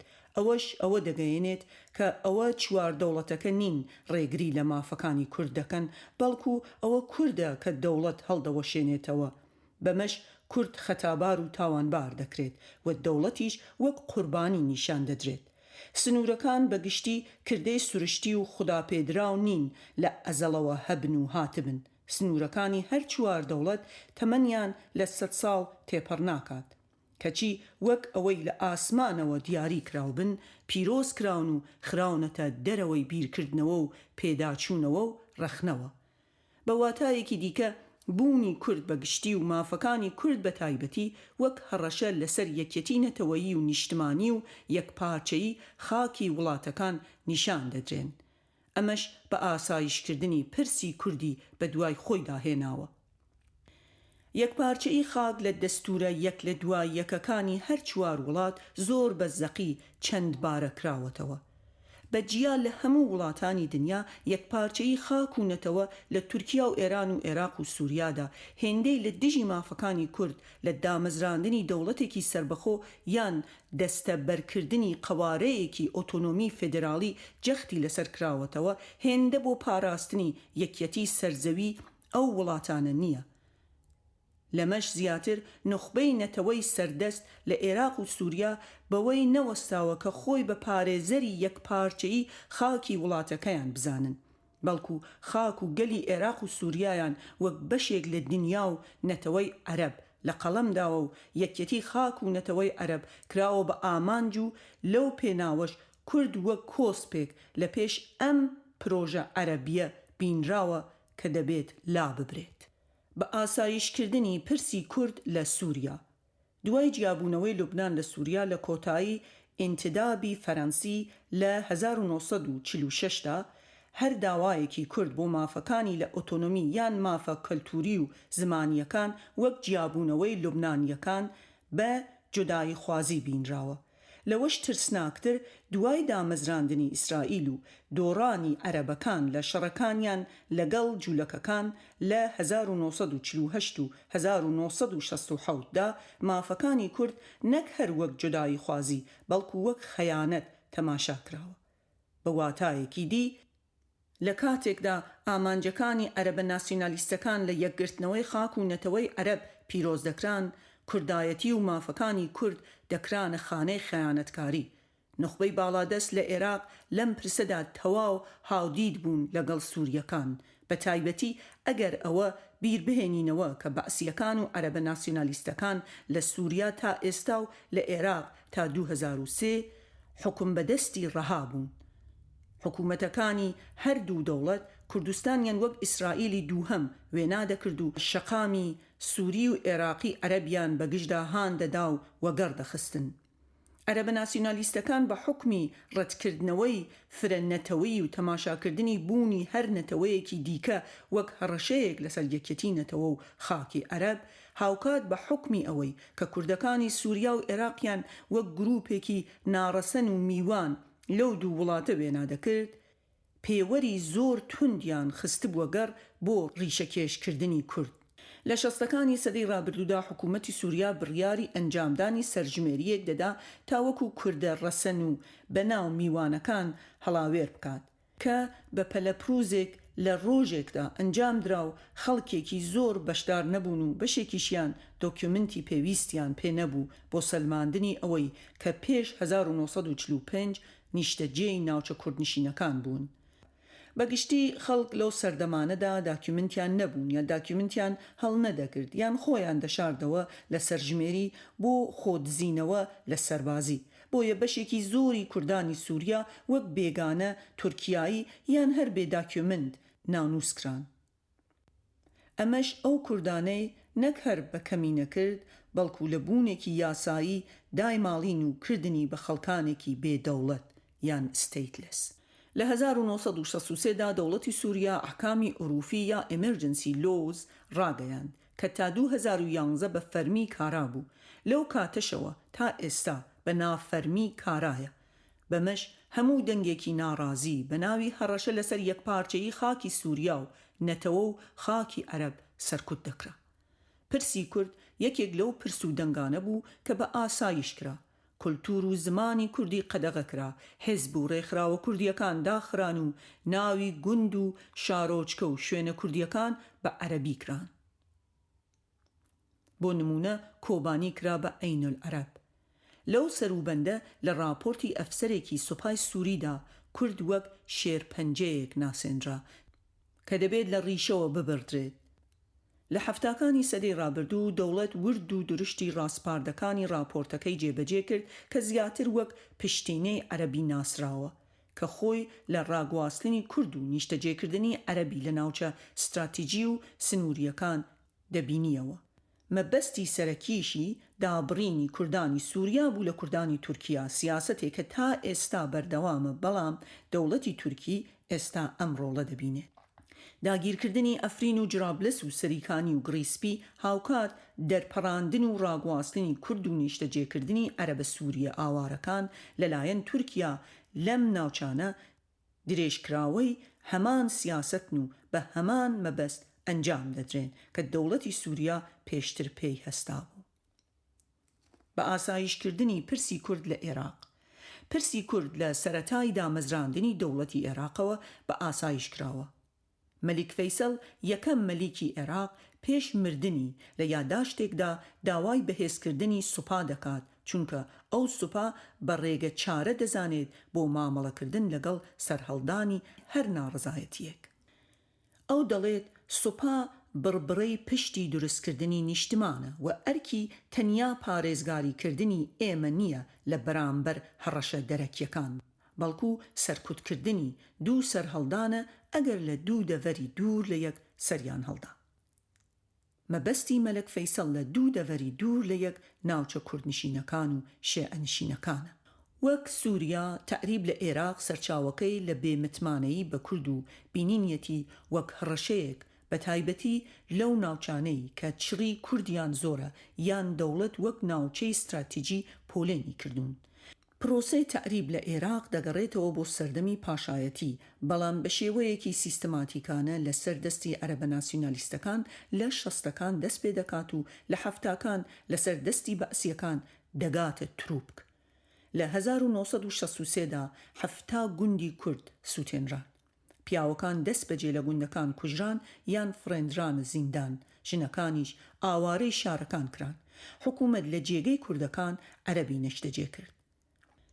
لە پاڵ ئەمانە بە پێی پرۆگرامێکیدا ڕێژرا و حکوومەت گومانی خستە سەر ڕیشە و ڕەچەڵەکی کوردەکان و ئەسڵی عەرەبی بۆ دروست دەکردن. لە 1975 660 گوند لە ناوچە جیاجیاکانی کوردستان تعریب کران و ژمارەیەکی زۆریش گەڕک لە ناو کەرکووک و دەوروبەری دروست کران بۆ حەوانەوەی ئەو عەرەبانەی لەو سەردەمە بە لێشاو دەهێنران بۆ شارەکە. هاوکات بە یاسا کۆچی کورد بۆ کەرکووک قەدەغە کرا. لە ساڵی 1978 600,000 کوردی ناوچە سنووریەکانی ئێران و تورکیا و سووریا بە قوڵایی 20 کیلومتر ڕاگوازران و گوندەکانیان تەخت کران. بەگشتی لە نێوان 1963 تا 2003 نزیکەی 36,000 کیلومتر چوارگۆشە واتە 42% ناوچە کوردنشینەکان بە شێوەیەک لە شێوەکان بەر سیاسەتەکانی تعریب کەوتن. هاوکات دەوڵەت سەدان هەزار کوردی فەیلی لە عێراق بە زۆرە ملی دەرپەڕاند بۆ ئێران. لە ساڵی 1970دا وەک ئامادەکاریەک بۆ هەڵمەتەکانی ئەنفال حکوومەت 703 گوند و شارۆچکەیان لەو ناوچانەی کە لە ژێر دەسەڵاتەکەیدا بوو خاپوور کرد. لە هەڵمەتەکانی ئەنفالیش لە 1988دا نەک تەنیا گوندەکان بەڵکو خودی کورد وەک نەتەوە کرا بە نیشانە و لە ماوەی 7 مانگدا حکوومەت زیاتر لە 100,000 هاوڵاتی مەدەنی کوردی جنۆساید کرد کە بەشێکیان ژن و منداڵ بوون. لە هەمان هەڵمەتدا نزیکەی 1.5 میلیۆن هاوڵاتی کورد لە زەیدی باو باپیرانیان دەرپەڕێنران و گوندەکانیان وێران کران و خەڵکەکەی گوازرانەوە بۆ کۆمەڵگە زۆرە ملیەکان. بەمەش یەک تاکە گوند لە کوردستانی باشوور نەما. دوای ڕوخانی ڕژیمەکەی سەدام حوسەین و کۆتایی هێنانی دەسەڵاتی بەعسیەکان تێگەیشتنی نوخبەی سیاسی عێراقی بۆ پرسی کورد گۆڕانکاری زۆری بەسەرداهات بەڵام لە پرسی تەعریب و شناسی خاکی کوردستان ئەگەر هەمان تێڕوانین نەبێت زۆر گۆڕانکاری بەسەردا نەهاتووە. دەستوری 2005 داوای ناردنەوەی عەرەبە هاوردەکان و گێڕانەوەی کوردە ئاوارەکان دەکات کە بە پرۆسەی ئاسایشکردنەوە ناوی بردووە. دوای ئەمەش داوای یەکلاییکردنەوەی سنووری کوردستان لە چوارچێوەی عێراقدا لە ڕێگای دەنگداندا دەکات. بەڵام دوای تێپەڕبوونی 17 ساڵ نەک عەرەبەکان نەنێردرانەوە و کوردەکان نەگەڕاونەتەوە بەڵکو عەرەب زیاتر هێنراون و کوردیش زیاتر دەرپەڕێنراون. ململانیەکانی نێوان حکوومەتی عێراق و هەرێمی کوردستانیش لە دوای ڕفراندۆم دەیسەلمێنێت کە عێراقیەکان تەنیا دان بۆ سنوورانە دادەنێن بۆ کوردستان کە سەددام و بەعسیەکان لە 1991دا کێشاویانە. کە داماڵینی کوردستانە لە ناوچە دەوڵەمەند بەنەوتەکان. ئەمەش ئەوە دەگەیەنێت کە سەرەڕای ئەوەی عێراق بە بەراورد بە وڵاتەکانی دیکە هەنگاوی ئێجگار گەورەی ناوە لە دانان بە مافە سیاسی و کولتوری و زمانیەکان کەچی هێشتا مافە پەیوەنددارەکان بە شوناسی خاک وەک هەڕەشە لەسەر یەک پارچەی خاکی عێراق تەماشا دەکات.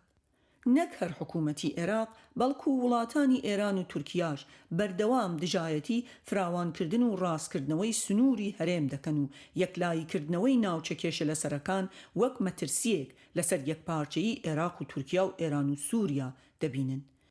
بە ئاسایشکردنی پرسی کورد گەیشتوەتە ئاستێک کە کوردوفۆبیایەک لە میدیای هەر چوار وڵات هەستی پێدەکرێت، وەک ئەوەی لەگەڵ دامەزراندنی دەوڵەتی کوردیدا ناوچەکە خەڵتانی خوێن و دنیا ناسەقامگیر دەبێت. لەم سۆنگەیەوە بۆ شکست پێهێنانی ڕفراندۆم ئێران ڕێکخەر و ڕابەرایەتی هێرشەکانی دەوڵەتی عێراقی بۆ سەر کورد کرد. تورکیاش پلانی پەکخستنی ئابووری هەرێمی کوردستانی داڕشت.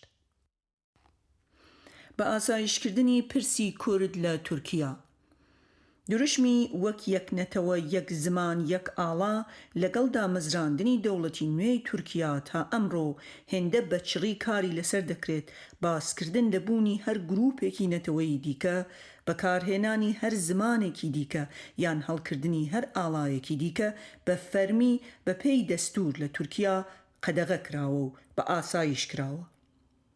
هەزاران کەس تەنیا لەسەر بەکارهێنانی زمانی کوردی لە فەزای گشتی زیندانی کراون. یەکێک لەوانە لەیلازانە، ئەندام پەرلەمانی تورکیا کە لەسەر سوێند خواردن بە برایەتی کورد و تورک لەناو پەرلەمان بە زمانی کوردی 10 ساڵ زیندانی کرا. گوایە پرۆپاگاندا بۆ جودایی خوازی دەکات.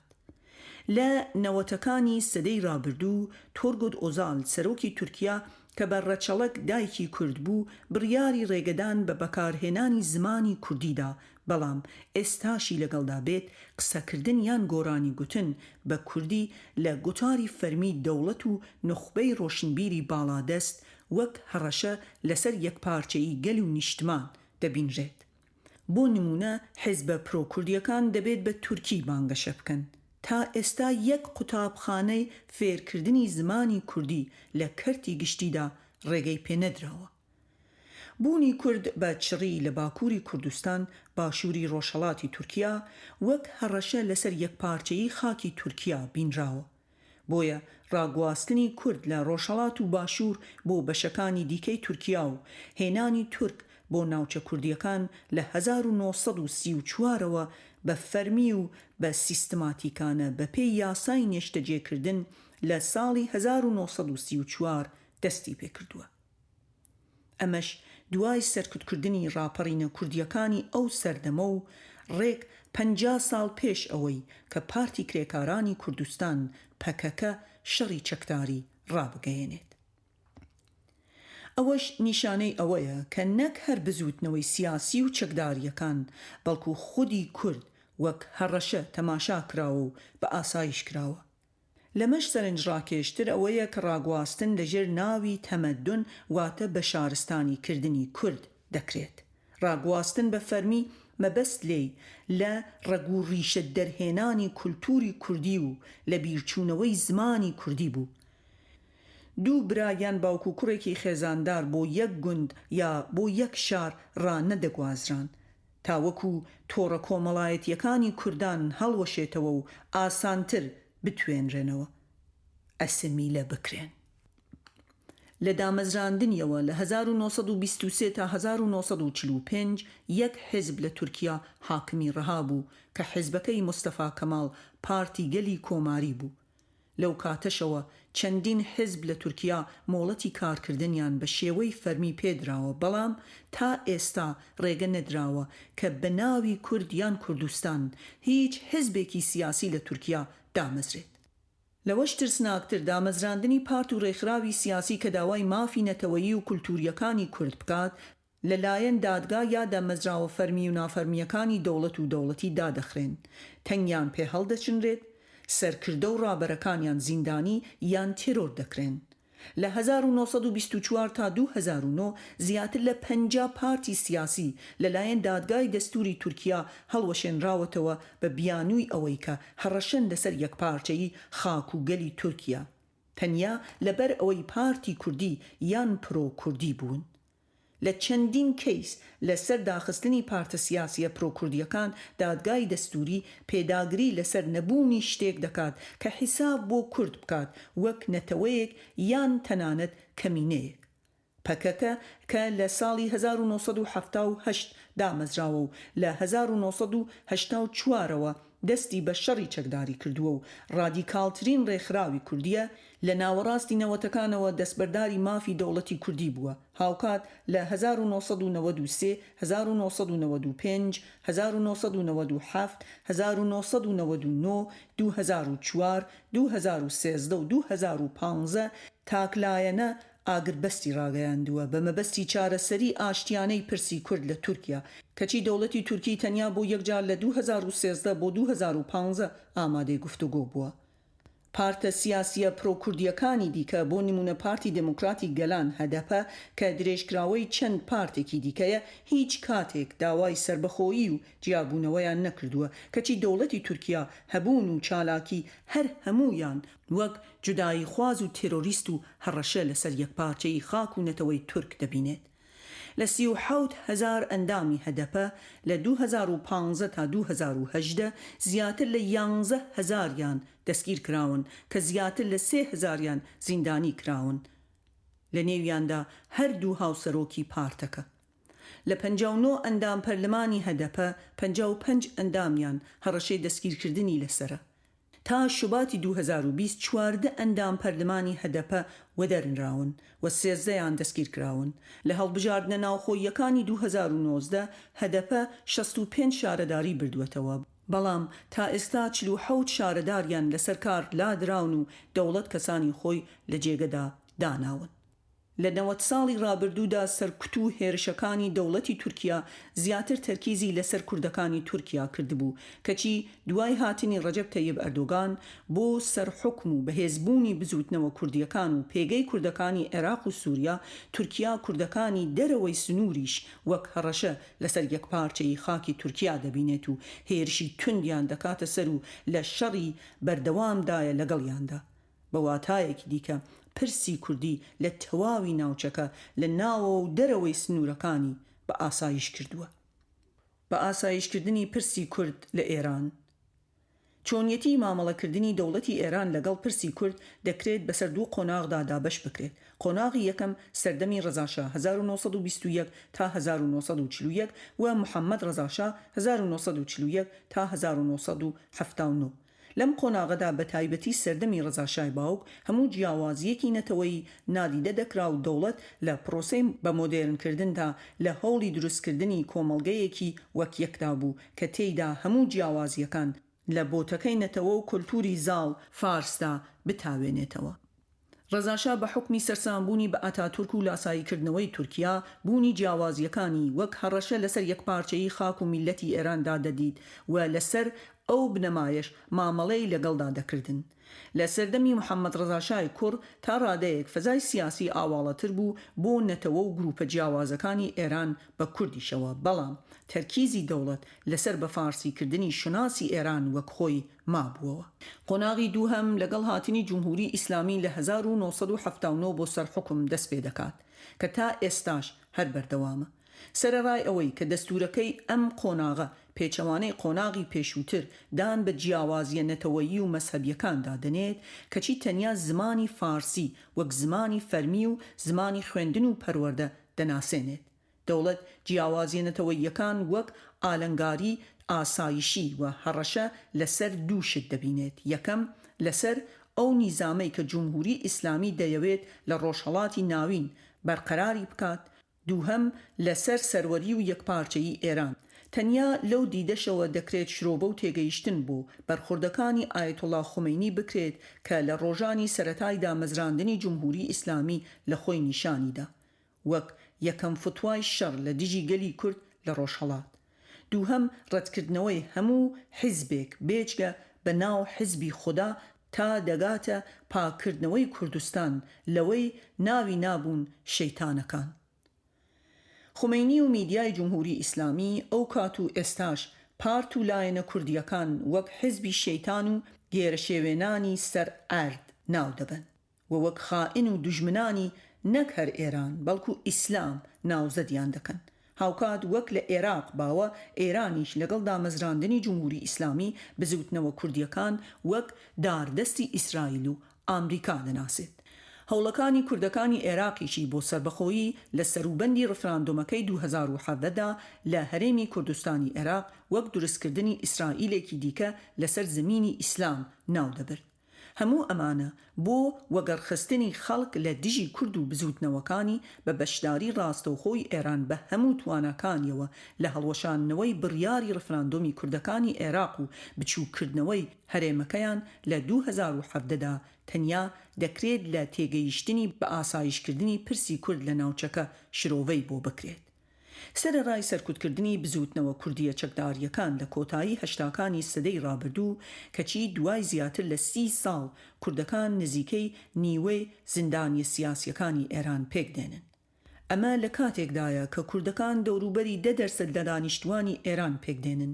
کوشتنی سەرکردە کوردەکان لە ئەوروپا عەبدوڵڕەحمان قاسملو و سادق شەرەفکەندی لە 1989 و 1992 لە نەمسا و ئەڵمانیا لە دوای یەک نیشانەی ئەوەن کە دەوڵەتی ئێرانی جموجۆڵی کوردەکان لە هەر جێگەیەکی ئەم دنیاە وەک هەڕەشە دەبینێ. سنیبوونی بەشێکی زۆری کوردەکانی ئێران هێندەی دیکە پرسی کوردی لەو وڵاتە ئاڵۆستر کردووە. بێجگە لە شوناسی نەتەوەی حکوومەت شوناسی مەسهەبیشیان وەک هەڕەشە لەسەر شوناسی مەسهەبی نەتەوەی زاڵ وێنا دەکات. بۆیە هەڵمەتێکی چڕی بە شێعەکردن لە ناوچە کوردیە سوننە مەسهەبیەکان دەست پێ کردووە. تاوانبارکردنی زارا محەممەدی کچە کوردێکی نیشتەجێ لە سنە لە 2021دا بە هەڕەشە لەسەر ئاسایشی نەتەوەیی ئێران و سەپاندنی 10 ساڵ زیندانی کردن تەنیا لەبەر پێکێنانی ڕێکخراوێک بۆ کۆکردنەوەی کۆمەک و یارمەتی بۆ لێ قەوماوانی بوومەلەرزەکەی کرماشان و لۆڕستان لەگەڵ فێرکردنی خۆبەخشانی زمانی دایک بە منداڵانی کورد هیچ گومانێک لەسەر بە ئاسایشکردنی پرسی کورد لە ئێران ناهێڵێتەوە. هەموو ئەمانە دەری دەخەن کە ئێران پرسی کوردی کردووە بە پرسێکی ئاسایشی و لەسەر ئەو بنەمایە مامەڵە لەگەڵ کورد و کوردستان دەکات. بۆیە کاتێک کچێکی خۆبەخش دەیەوێت منداڵانی کورد فێری زمانی دایکیان بکات وەک هەڕەشە لەسەر یەکپارچەیی خاک و میلەتی ئێران لە قەڵەمی دەدات و زارا خاتون بە 10 ساڵ زیندانی حکم دەدات. بە سەربازگەکردن و بە ئاسایشکردنی کوردستان. سەپاندنی ئەحکامی ئۆرفی لەلایەن هەر چوار دەوڵەتەکە لە ناوچە کوردنشینەکان لە 100 ساڵی ڕابردوودا هێندەی دیکە پرسی کوردی لە پرسی گەلێک کە داوای مافەکانی خۆی دەکات کردووە بە پرسی مەترسی لەسەر ئەو وڵاتانە و بە ئاسایشی کراوە. لە تورکیا لە 1925 تا 2002 ناوچە کوردیەکان بەگشتی بە ڕاگەیەندراویش نەبێت بە ڕانەگەیەندراوی لەژێر ئەحکامی ئۆرفیدا بوون. دواتر لە 2015دا بە فەرمی ئەحکامی ئۆرفی دانرایەوە. ئەگەر ئەحکامی ئۆرفی لە 1925 تا 1938 کە دوایین بزوتنەوەی چەکداری کوردی تێیدا سەرکوتکرا ڕەوایی لەسەر بنەمای بەرەنگاربوونەوەی ڕاپەڕینە چەکداریەکان پێدرابێت ئەوە سەپاندنی ئەحکامی ئۆرفی لە 1938 تا 1984 بە بێبوونی هیچ بزوتنەوەیەک یان گروپێکی چەکداری کوردی هیچ پاساوێ نەبوو. لە سووریاش بە هەمان شێوە لە 1963 تا 2011 بەبێ بچڕان ئەحکامی ئۆرفی سەپێنرا بوو هەرچەندە هیچ بزوتنەوەیەکی چەکداری کوردی لەو وڵاتە بوونی نەبووە. لە 2011ەوە ئەحکامی ئۆرفی لادراوە بەڵام لەو کاتەوە وڵاتەکە غەرقی شەڕ و پێکدادانێکە کە بەهۆیەوە یاسامەدەنیەکان هێندەی پێشووتر پێشێل کراون. محەممەد ڕەزاشا لە 1978 ئەحکامی ئۆرفی بەسەر تەواوی ئێراندا سەپاند. دوای ڕوخانی ڕەزاشا لە 1979 بە ئاشکرا و بە نائاشکرا ناوچە کوردنشینەکان لە ڕێگای ئەحکامی ئۆرفیەوە بەڕێوە دەچن و دەسەڵاتی دامەزراوە ئەمنیەکان سپای پاسداران و بەسیج و ئیطلاعات باڵادەست و یەکلاکەرەوەی پرسەکانن. عێراقیش وەک سێ دەوڵەتەکەی دیکە بە گشتی و بە تایبەتی لە 1961ەوە ناوچە کوردنشینەکان لە ڕێگەی ئەحکامی عورفیەوە بەڕێوە دەبات. ناوچەکانی هەرێمی کوردستانی لێ دەرچێت کە لە 1991ەوە لەلایەن کوردەکان خۆیانەوە بەڕێوە دەبرێت. بۆ سەپاندنی ئەحکامی عورفی و سەرکوتکردنی بزوتنەوە کوردیەکان چەکدار و مەدەنی هەر چوار دەوڵەت کەم تا زۆر کوردستانیان کردووە بە سەربازگەیەکی گەورە. بە سەربازگەکردنی کوردستان تەرخانکردنی زەوی و زاری جوتیارانی بۆ دامەزراوە سەربازیەکان، بۆ ئەندامانیان، بۆ بنکە و ڕاهێنان، هەروەها بۆ خانوبەرە بۆ ئەفسەر و پلەدارەکانی لێکەوتوێتەوە. ئەمەش هێندەی دیکەی ناوچە کوردنشینەکانی بە عەرەب و بە تورک و بە فارس کردووە، چونکە بەشی زۆری ئەندامانی دام و دەستگا ئەمنیەکان لە هەر چوار دەوڵەت لە نەتەوەی باڵا دەستن. هاوکات دروستکردنی بنکە و پایەگای سەربازی لە هەموو گوندەکانی کوردستان و بەرهێنان لە بواری سەربازی و دامەزراوەی سەربازی، پێشەسازی سەربازی لەگەڵ کردنی ناوچەکە بە کێڵگەی شەڕ کوردستانی لە دواکەوتوویدا ڕاگرتووە و ڕای دەگرێت. خەڵکەکەشی ناچار بە کۆچ کردووە بۆ ناوچەکانی دیکەی تورکیا و ئێران و سووریا و عێراق کە توانەوەیان ئاسانتر و خێراتر دەکات. دانیشتوانی ناوچەکەش ناچار بە کارکردن دەکات بۆ دامەزراوە سەربازی و ئەمنیەکان. ئەمەش ڕەواج و پاساو بۆ بەجاشبوون دروست دەکات. هەم لەبەر نەبوونی هەلی کاری دیکە هەم کردنی جاشایەتی بە تاکە هەلی کار. بە ئیزافەی ئەمانە هاندەری سەرەکی لە بەسەربازگەکردنی کوردستان لە دیدە فۆکۆییەکە واتە چاودێری دەستەجەمعی و نیشاندانی ئامادەگی هەمیشەیی دەوڵەت و دامەزراوەکانیەتی. دامەزراوەکان بە تەلبەند و لوغم پارێزراون کە ناوچەیەکی زۆریان لە کوردستان لە کەڵکی ئابووری و کشت و کاڵی خستووە. بە جاشکردنی کۆمەڵگە بێجگەلەوەی ملکەجی خەڵک بۆ دەوڵەتەکان مسۆگەر دەکات، هاوکات شەڕی کورد بە کورد خۆش دەکات. ئەمەش هەم لە ڕێگای بەگشتدادانی جاش و هێزە چەکدارە کوردیە ئۆپۆزیسیۆنەکان، هەم پێکدادانی گروپ و سەرکردە جاشەکان لە نێو خۆیان کە پەرتگە و زاڵبە دێنێتە گۆڕێ لەگەڵ نیشاندانی دووبەرەکی و دواکەوتویی و سنەتی بوونی و تەقلیتی بوونی کۆمەڵگەی کوردی. لەم سۆنگەیەوە دەردەکەوێت کە مامەڵەکردنی هەر چوار دەوڵەت لەگەڵ کوردستان و خەڵکەکەی زیاتر لە مامەڵەی دەوڵەتێکی داگیرکەر دەچێت لە هەر شتێکی دیکە کە دەکرێت بە کۆلۆنالیزمی ناوخۆ internal colonization ناو ببرێت.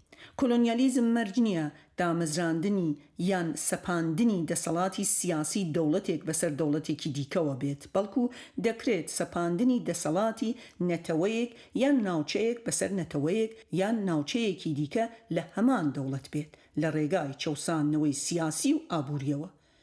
لە ناوچە کوردنشینەکانی تورکیا و ئێران و عێراق هەرێمی کوردستانی لێ دەرچێت لە دوای 1991 و سووریا تا 2012 نیشانەکانی کۆلۆنیالیزکردن بە زەقی دەبینرێن کە خۆیان لە بوونی سەدان سەربازگە و قەڵای سەربازی و ڕەبیە کە هەموو ناوچەکەیان تەنیوە دەردەکەوێت. کۆلۆنیالیزمی ناوخۆیی بەگشتی لەلایەن چاودێران و ئاکادیمیەکان پشتگوێ خراوە، چونکە تەرکیزی سەرەکیان کۆلۆنیالیزمی دەرەکی ڕۆژاواییە. بۆ بنکۆڵکردنی ڕەوایی پرسی کورد و بە ئاسایشکردنی هەر چوار دەوڵەتەکە ناو ناتۆرە و زاراوەی تاوان ئامێز لە دژی هێز و لایەنە کوردیەکان چەکداریان مەدەنی بەکاردێنن. بۆ نمونە ئێران ضد ئینقلابی یان دژە شۆڕش، سووریا و عێراق وەک ئۆمەلا یا بەکرێگیراو، مخەرب، تێکدەر، ئۆساد، ڕێگر، ئیسرائیلی دووهەم، تورکیاش وەک تێرۆریست و جودایی خواز، وەک پاساویکێش بۆ جێنۆسایدکردن و هێرشکردن، کورد وەک ئەوەی دیکەی کافر و نامسڵمان و نامرۆڤ وێنا دەکرێت. هەڵمەتەکان ناوی ئیسلامیان بەسەردا دەبڕێت وەک فەتح، لە فەتحی مەککەوە سەرچاوی گرتووە کاتێ پێغەمبەری موسڵمانان بوتەکانی نامسڵمانەکانی شکاند و ئەنفال و غەزا. بەم شێوەیە پرسی کورد لە هەر چوار دەوڵەتەکە بە ئاسایش کراوە و خەڵکی تورک و عەرەب و فارس جۆش دراون و وەگەر خراون بۆ دژایەتیکردنی هەر مافێکی کورد. حکوومەتەکانی هەر چوار دەوڵەتەکە لەو 100 ساڵە لە هەموو مکانیزم و ئامرازێک بۆ بەرەنگاربوونەوەی کورد و سڕینەوەی زمان و کولتور و شناسیان کەڵکیان وەرگرتووە. هەر لە قەدەغەکردنی زمانەوە بگرە تا دەگاتە پاکداوی نەتەوەیی و جنۆساید. داخۆ بە کەمینەکردنی کورد و بە ئاسایشکردنی پرسی کورد چیمان لەمەڕ گرفتی چارەسەری پرسی کورد پێدەڵێت. ئایا دەوڵەت نەتەوەکانی تورکیا و عێراق و سووریا و ئێران دەکرێت بە شێوەیەک لە شێوەکان بگۆڕدرێن کە جێگەی کوردیشی تێدا ببێتەوە، یان دەبێت کوردیش وەک گەلانی دیکە دەوڵەت نەتەوەی خۆی هەبێت؟ ئایا هەرچەند دەوڵەت باش بێت دموکرات بێت لە خۆگر بێت، چه ڕێگایەک هەیە بۆ بەکەمینە نەبوون؟ بۆ نمونە بوونی کورد بە هاوڵاتی ئەو وڵاتانە بەبێ جیاوازی دەکرێت سەر تاپا کولتور و مکانیزم و کروکی ئەو دەوڵەتانە بگۆڕدرێت، واتە لە زاڵبوونی یەک نەتەوەوە بکرێت بە فرەنەتەوەی و فرە کولتوری و فرە ئاینی. ئایا دەوڵەتانێکی وەک سووریا و عێراق و ئێران و تورکیا کە بەردەوام هەست بە نائاسایشی ناوخۆیی و دەرەکی دەکەن و هەموو جوڵە و ورتە و خواست و دەربڕینێکی کوردان بە مەترسی دەزانن، دەتوانن ببن یا بکرێن بە دەوڵەتی فرەیی؟ ئێمە باوەڕمان وهایە کە فرەیی بە مانای بوونی یەکسانی و نەبانی پلەبەندی نەتەوەیی و ئاینی و کولتوری لە ناو یەک دەوڵەتدا بوونی زۆر سەختە، ئەوە ئەگەر نەڵێین مەحاڵە، چونکە هەمیشە نەتەوەیەک، کولتورێک، ئاینێک زاڵ و باڵکێش و باڵادەستە بەسەر ئەوانی دیکەدا. ئێمە پێمان وایە هەمیشە زاڵێک هەیە ئەگەر لە خۆی دڵنیا بێت ئەوە بە شێوەیەکی ڕێژەیی دەکرێتەوە بەسەر ئەوانی دیکە. بەڵام هەر کاتێک لە خۆی دڵنیا نەبوو ئەوە بەسەر فرەییدا دادەخرێت و تونند و تیژی بەکاردێنێت لە بەرانبەر ئەوانی دیکە. بۆیە بۆ ئەوەی کورد لە هەڕەشەی شەڕ و نەمان ڕزگاری بێت، ئەوە دەبێت دەوڵەتی خۆی هەبێت، هەم بۆ پاراستنی خۆی هەم بۆ یەکسانبوونی بەوانی دیکە. بەڵام ئەو دەوڵەتە مەرج نییە دەوڵەت نەتەوەیەک بێت لەسەر فۆرمی چوار دەوڵەتەکە، بەڵکو دەوڵەت نیشتمان بێت کە بیرۆکەی وڵات و خەڵک و هاوڵاتی بوون و یەکسانی و ئازادی بکات بە بنەمای بەڕێوەبردن و پێکەوە ژیان. کۆتایی بەشی دووهەم.